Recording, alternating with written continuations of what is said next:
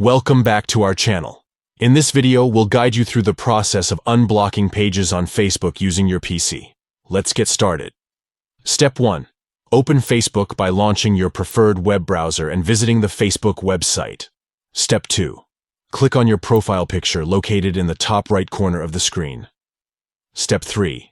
From the drop-down menu, select Settings and Privacy. Step 4. Click on Settings. Step 5. On the left-hand side, click on Privacy. Step 6. Scroll down and click on Blocking. Step 7. Next to Block Pages, click on the Edit button.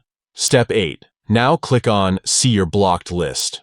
Step 9. Finally, locate the page's name and click on the Unblocked button next to the page's name.